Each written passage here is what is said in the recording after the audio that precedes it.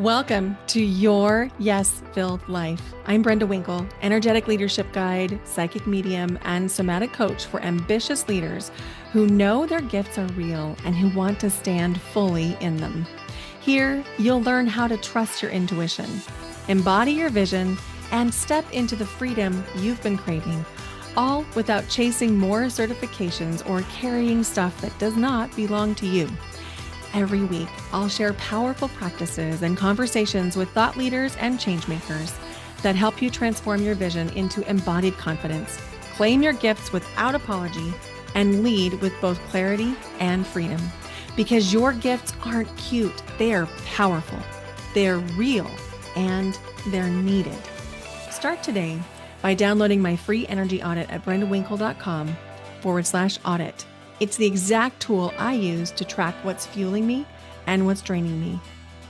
It will help you discern between that hit of achievement and true joy so that you can lead with more clarity and impact. This is your space to stop proving, start embodying, and live fully in your gifts. Welcome to Your Yes-Filled Life. Hello and welcome to Your Yes-Filled Life. I'm your host, Brenda Winkle. I have been really working on dialing in my messaging in my content, both in terms of the podcast and emails and social media. And a lot of my content has been landing really deeply. And I'm getting messages and comments like, "This has cost me years." Or, "Ooh, this hits today." Or, "I knew this, but I couldn't actually say what it was." And I love that because it means that we're talking about something that people are really experiencing and may not have language around. And I want to say that even awareness of something happening with not completely trusting yourself, not really listening to your intuition and letting empathy lead or override some of those inner knowings, even that awareness is actually an important step along the way. Because as soon as you're aware of something, then you can do something about it. But there's a next step that matters just as much, if not more, because awareness alone may not change your life. In fact, awareness alone without some other action that corresponds or correlates to it might leave you feeling frustrated. So let's talk about that. Let's talk about when we are overriding our intuition, when we have empathy hangovers, when we are seeking that nervous system safety to be able to do and say the things we want to do. In fact, we can talk about those things all the live long day. We can understand it on an intellectual level. We can use our intelligence to understand it. But if we don't actually create some changes inside the body in how your nervous system, how your body is responding and reacting, you can understand it and then still do the same thing tomorrow. And what we want to do is to begin to shift some of these patterns, because understanding something on the intellectual level is not the same thing as applying what you've learned. And so a lot of times in my own life, and maybe you can relate to this, pain is what opens the door. Pain is what has created an awareness of this situation, this thing, this relationship, this circumstance does not feel good. Pain is often that first key that, oh, there's something going on here. But it's not enough to get you to walk through to the other side to create change. What actually creates the change is when we combine your desire for change with an identity that supports the change, with the possibility, and then the nervous system regulation. That means we're taking the body out of stress responses around the possibility of change so that you can actually get the change to happen. So we are not talking about any kind of shaming here. There's no shame allowed here on your yes filled life because we are all humans and we are all owners of nervous systems, and our nervous systems are running the show, whether we want them to or not. And so when we understand that we're actually working with the stress responses inside the body, we're working with how our brain is communicating safety with the body, how the body is communicating safety to the brain, we can take away some of the guilt and some of the shame and start to work with our bodies, our identity, our inner dialogue, so that we can let go of the shame around, I need to stop doing this, and turn it into something even more powerful, which is, this is who I am becoming. I absolutely love that because if we were to start doing affirmations, I've talked about this recently on the podcast, affirmations, for the most part, unless they are already reflective of who we are, won't work. Even if we think they do, even if we think they will, even if they make us feel good to say, we know from the research affirmations on their own are not enough to create change. Because if your nervous system or your subconscious does not agree with what you're saying for your affirmation, it will absolutely stop you moving forward. It will create roadblocks. I remember when I first came to know about affirmations, I thought, oh my gosh, this is the most amazing thing ever. And so I created this little booklet. I used a ring like you'd have for a 3-ring binder, except it was a standalone ring. And then I would hole punch 3x5 index cards. And on each index card, I would write affirmations. And I had pictures of the tile floor that I wanted to put in my kitchen. I had pictures of trips I wanted to take. I had pictures of the speaking gigs I dreamed of having, all of these things. I had like the dollar amount I wanted to earn, the dollar amount I had in my bank account. And then every day I would flip through that little book and I would look at the pictures and I would say the affirmations that I had written for myself. And do you want to know what happened? Well, what happened is everything got worse, a lot worse, because as I was looking at the tile floor, I would think to myself, I would say out loud, I'm going to have this beautiful tile in my home. And then I'd say that out loud. Then my subconscious would come in with, yeah, but how are you going to afford that, Brenda? And is this the house that you really want to stay in? Because at the time I was flipping through this book, I was living in Boise and I loved my home. But I also knew that it was unlikely to be my forever home. And I knew that I wanted to be somewhere more walkable, somewhere perhaps more urban. I wasn't sure where I was going to live at the time. Anyway, so I'm reading this out loud. I'll have this tile floor. And then my subconscious is like, no, you won't. How are you going to afford that? What house is it going to be in? Is that really going to match the cupboards? And all of this was happening on the subconscious level. I was a little bit aware that it was happening because I was aware of the thoughts and the questions, but I didn't know the energetics of it at that time. And so, excuse me, I would have like checks written to myself in increments that I thought sounded really good. And they weren't actual checks. They were just the 3x5 index cards that I had turned into a check. And I would look at the check and then I would feel tremendous shame because I didn't know how to get there. That was so far out of the realm of what I was making as a teacher that it felt like a big lie. And then I felt really uncomfortable. Like I felt my body tensing up. I felt my shoulders coming inward every time I looked at that check. And then it started to create shame around, oh, I'm not actually increasing my income at all right now, let alone to this level. Cause I think it was like $1 million or something. And as a teacher, that was way, way, way far outside of what I was earning. And so all of this is happening on the subconscious level in my body. My body was tensing up seeing these things, and I kept feeling a sense of lack, like I'm not doing enough. Why is this not happening? Why am I not getting the speaking gigs?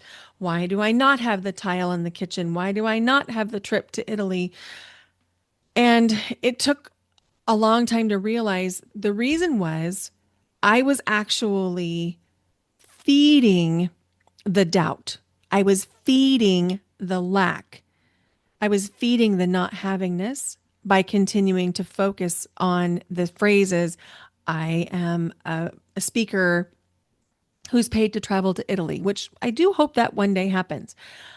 I learned from a book called The Little Book of Affirmations by Noah St. John that when you shift the intro statement, you can shift the energy.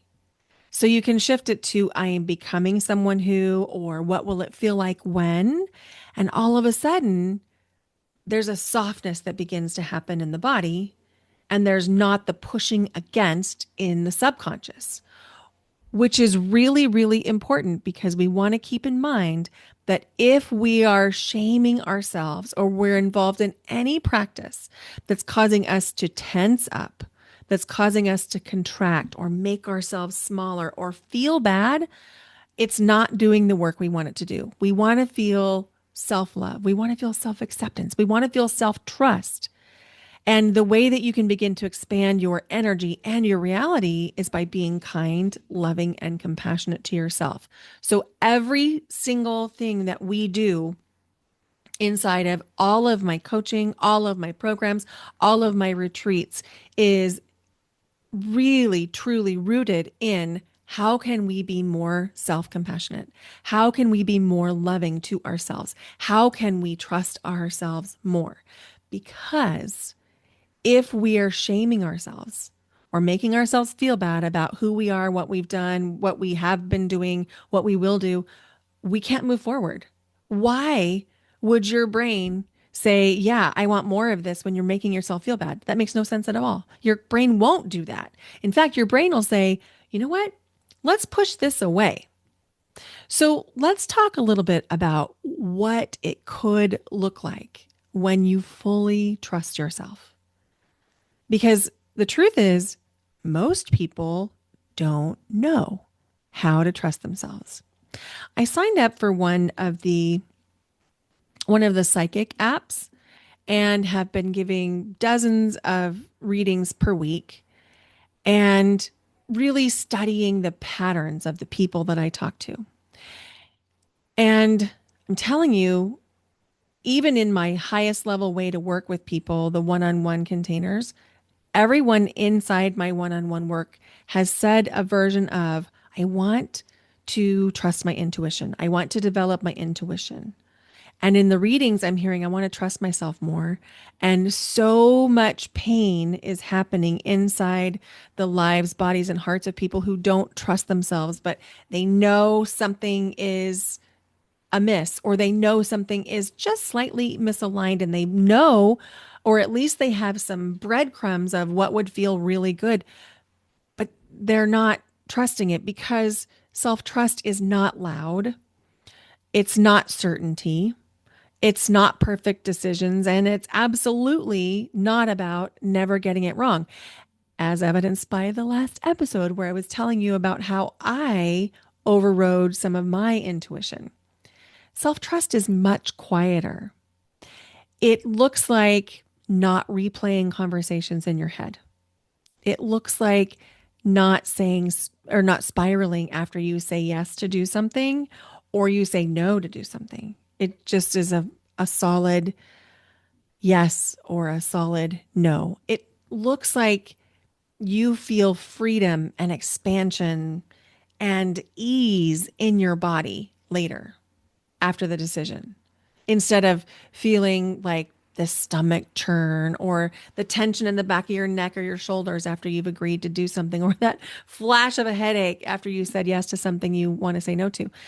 So when we're really talking about what self-trust is, it's just clarity about what the next step is.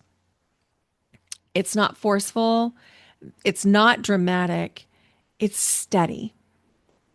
You truly do know when something is a no for you. You don't have to explain it. You also know when something is a yes for you. And again, you don't have to explain it. But we have been Inculcated. I had to look up that word. Like back in 2008, I heard that word inculcated, and I literally looked it up in the dictionary because I was like, what does that mean? It means we have been taught by our culture to do things a certain way. And if you are identifying as a woman or in a female body, not only have you been inculcated to not trust yourself, but you've also been inculcated that you should listen to men over your own knowing. And it comes in overt ways throughout all of our cultural messaging. And it comes in really subtle ways. Like, for example, I was a judge at a solo competition locally here for middle schoolers, meaning they came to sing.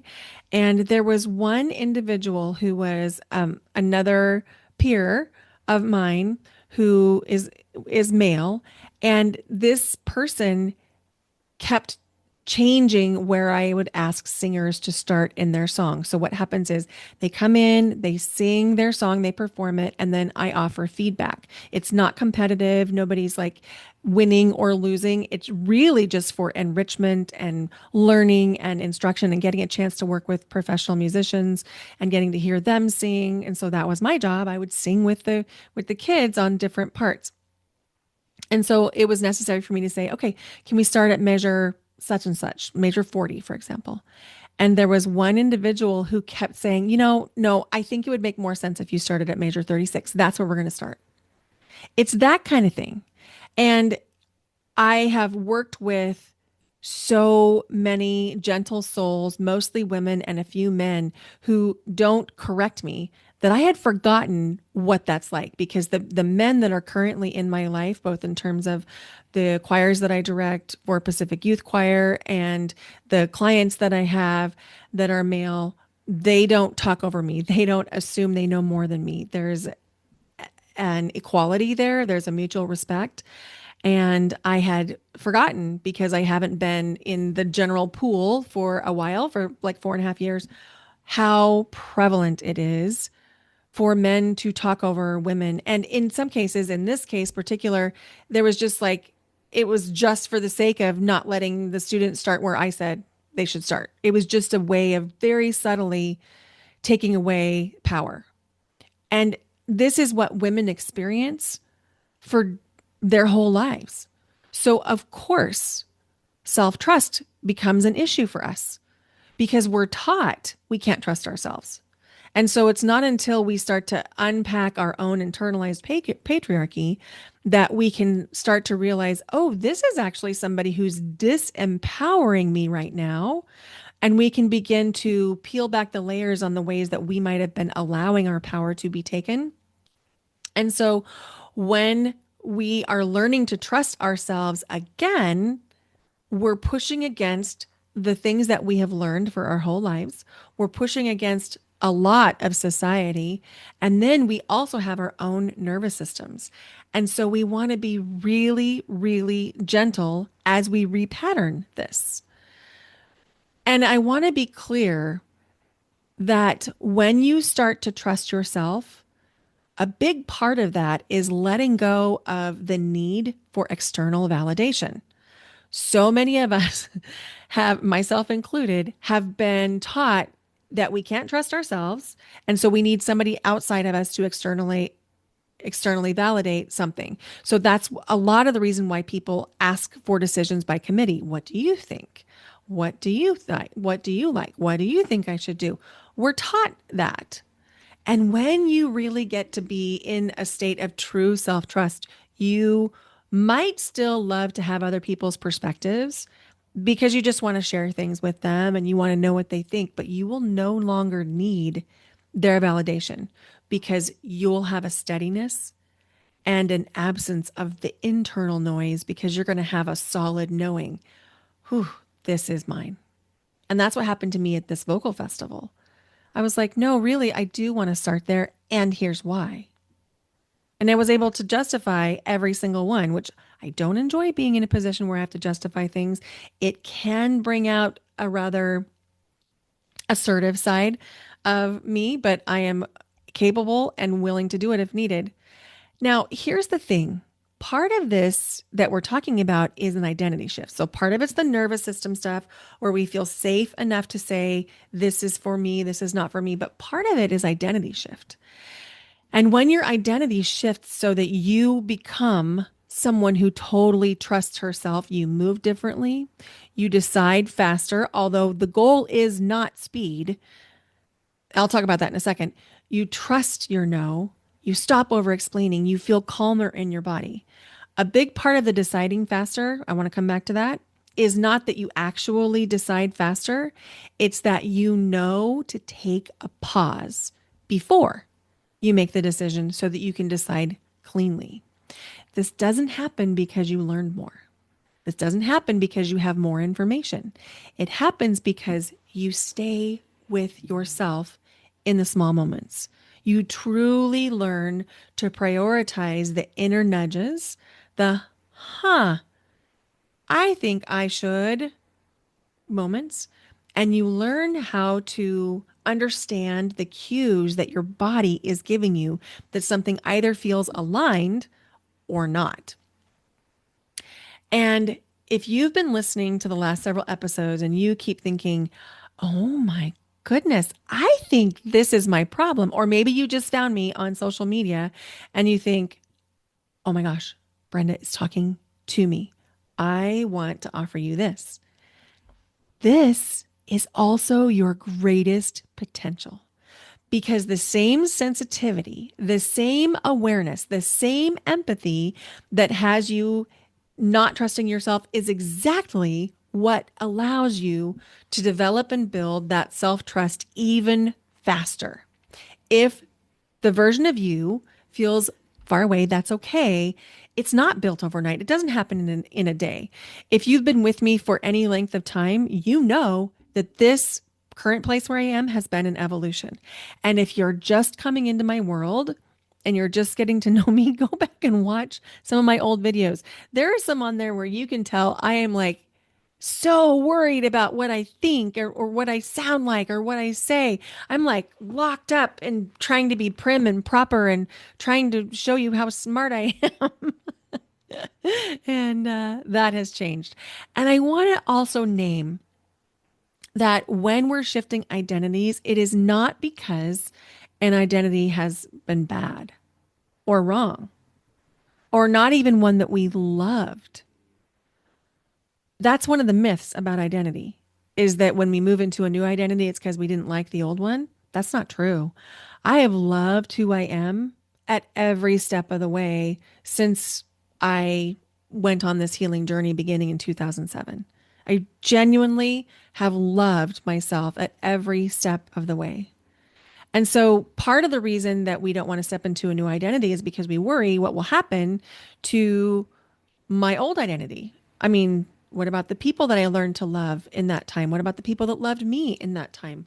What about the experiences? Does all of that just go away? Is all of that not good? Is all of that invalidated? And the answer is no, none of that is invalid.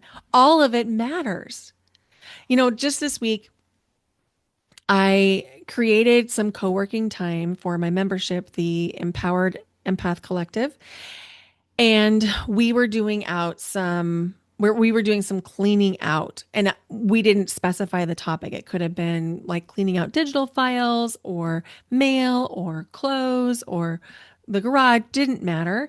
And I happened to be working in my closet and I was cleaning out clothes in my closet. And one of the things that I was noticing is I love all the clothes in my closet, even the clothes I put in the bags that no longer represent who I am. I still love them.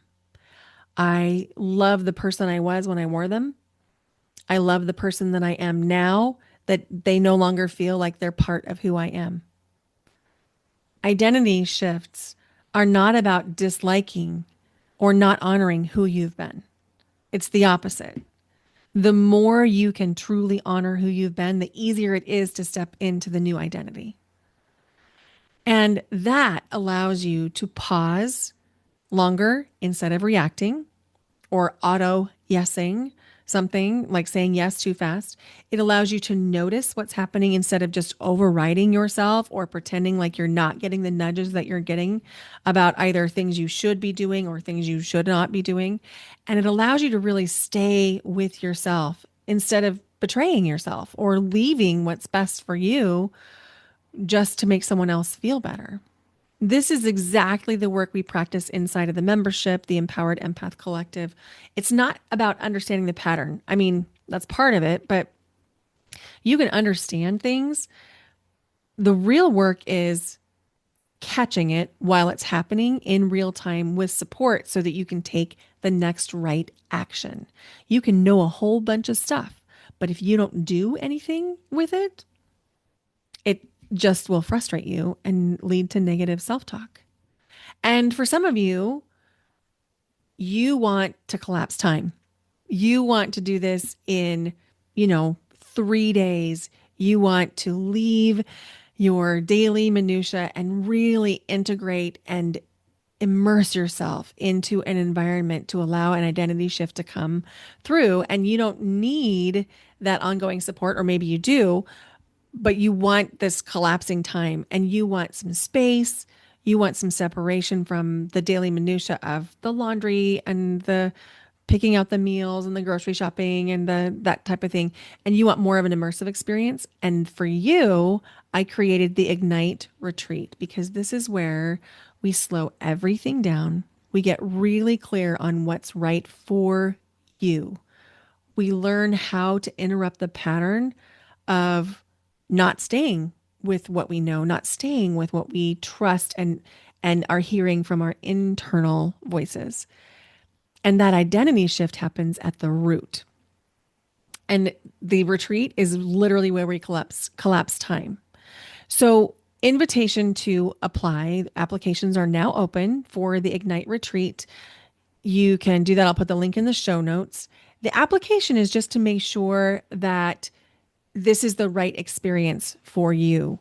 It's not necessarily like a job application. I don't want you to think of it that way. It's making sure that this retreat will actually serve you in the way you want to be served. And if it won't, then I'll have other suggestions. And if it will, then we'll talk about next steps. We'll get on a call, we'll talk about it, and then we'll move forward from there. But I have some reflection questions that you can use this week or over the next several days till the next episode drops. I have 4 questions for you to ask yourself.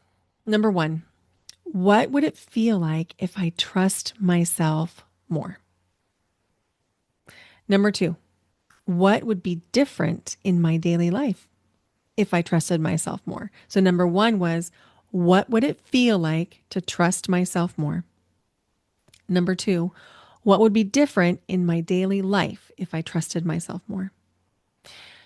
Number 3, where am I still overriding myself in small ways? Number 3 again, where am I still overriding myself in small ways? And number 4, what would it look like to really stay with myself instead? Number 4 again, what would it look like to stay with myself instead? The beautiful part about this work is you don't have to become someone new. You just need to embody and feel into the identity that you know you're on the verge of, and stop leaving yourself and start building the version of you that stays with yourself so that you really trust yourself. Are you going to have moments where you make mistakes? Yes, 100% you are. This is not a box to be checked. This is not like we're going to fix anything because nothing is broken. This is learning to trust yourself so that more of the time, eventually most of the time, you are completely locked into what is right for you. What is your intuition saying is your next step? That's the gift of doing this work. Thank you so much for listening to your Yes Filled Life podcast. If you could please go leave the podcast your rating and review on Apple Podcasts, it would mean so much. If you're on other platforms like Spotify, you can leave a comment on this episode. Please do that. Please leave your rating on wherever you're listening. It means so much. And if you got something out of this episode, if you felt like it touched any part of you, I know that you have people in your life who also need to hear this same message, that it is safe to trust ourselves. And all we have to do is look at our political climate to know we need a new version of leadership. And I'm not talking necessarily just about the national level, although that is true too. I'm talking about we need new leaders in our families, in our schools, in our communities, in our businesses, in our states. And it starts with being able to trust ourselves. I guarantee you that we would not be in the position that we are in currently if we all trusted ourselves. And that's my mission, is to help you, the deep feelers, the compassionate people, the empathic leaders, really trust yourself. Thank you for being on this journey with me. Bye for now. Until next time.